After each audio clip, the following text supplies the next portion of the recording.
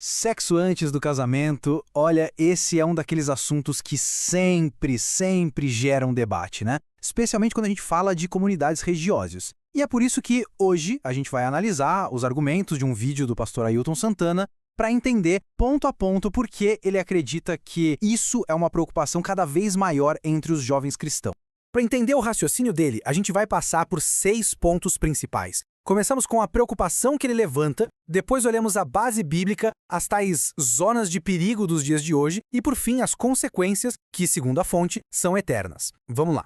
Então, o ponto de partida de toda essa discussão é uma preocupação que o pastor considera bem séria dentro da sua comunidade. Mas que problema é esse exatamente que ele está apontando? A pergunta que ele joga no ar é esta: por que a prática do sexo antes do casamento parece estar crescendo justo entre aqueles jovens que se declaram cristãos? É a partir dessa questão que todo o argumento dele vai se desenrolar. E o tamanho do problema, na visão dele, é impressionante. A estimativa do pastor Santana é que mais de 50% dos jovens da comunidade dele não estão esperando o casamento. É importante dizer, essa é uma percepção pessoal dele, claro, mas que mostra bem o tamanho da preocupação. Ok, se o problema é esse, qual é a base para dizer que é errado? A resposta, segundo o pastor, está toda na Bíblia. Esse é o grande pilar de toda a perspectiva que ele apresenta. E o texto principal que ele usa é um conselho do apóstolo Paulo. A lógica é bem direta.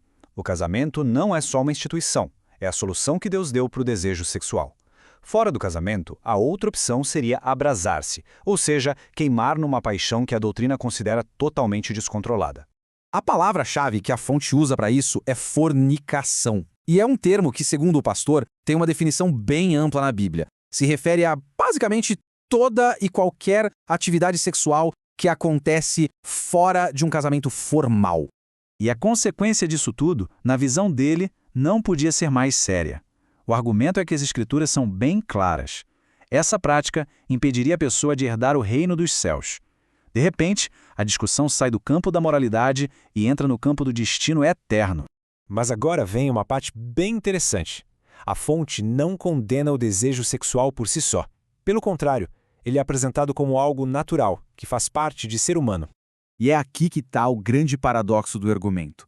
Como é que algo que foi dado por Deus pode ser, ao mesmo tempo, a fonte de tanto perigo?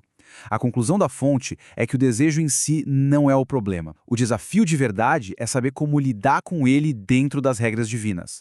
Certo, mas e na prática? No dia a dia, como isso funciona? Bom, o pastor aponta o que ele chama de zonas de perigo, que são situações bem modernas que, para ele, devem ser evitadas a qualquer custo. A metáfora que ele usa para descrever um casal de namorados sozinho é forte, hein? Fogo e gasolina. A ideia é bem simples e, de certa forma, fatalista. Não importa o tamanho da boa intenção, se colocar os dois juntos em certas situações, a explosão se torna quase inevitável. E que situações seriam essas de fogo e gasolina? A lista que ele dá é bem específica. Um casal, sozinho na praia, dentro de um carro, ou mesmo num quarto na casa dos pais, mesmo que eles estejam em casa, mas com a porta fechada. Tudo isso é visto como um cenário perigoso demais. Se tantas situações são consideradas perigosas, qual seria a solução? O pastor não aponta só o problema. Ele também propõe uma estratégia bem prática, de 4 passos, para quem quer se manter no que ele chama de caminho da pureza até o casamento. A solução que ele propõe mistura fé e atitude. Envolve orar para ter mais sensibilidade, ser vigilante para não cair nessas zonas de perigo, trazer os pais para supervisionar o namoro e, por último, um chamado à modéstia, que é direcionado especificamente para as moças. E para fechar o raciocínio, por que tanta urgência com esse assunto? Porque, na visão do pastor, não se está falando só de um comportamento, mas de uma decisão que tem consequências que, bem, duram para sempre. Para reforçar o quão sério isso é, o palestrante faz uma comparação direta. Ele argumenta que, para Deus, o sexo antes do casamento, ou seja, a fornicação, tem exatamente a mesma gravidade do adultério. Mesmo que as consequências aqui na Terra sejam diferentes, a natureza do pecado para Deus seria a mesma. E aí o argumento adiciona uma espécie de relógio cósmico na equação.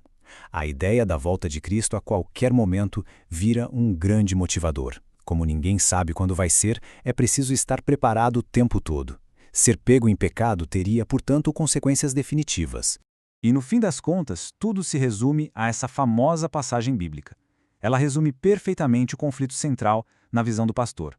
De um lado, o espírito, a vontade de acertar, do outro, a fraqueza dos desejos naturais do corpo, da carne. Bom, a gente acabou de destrinchar a interpretação e os conselhos de um pastor sobre um tema bem delicado. E isso tudo nos deixa com uma questão ainda maior para pensar, né? Qual é e qual deveria ser o papel da fé e dos textos sagrados na hora de navegar pelos desafios tão complexos da vida de hoje em dia? Fica aí a reflexão.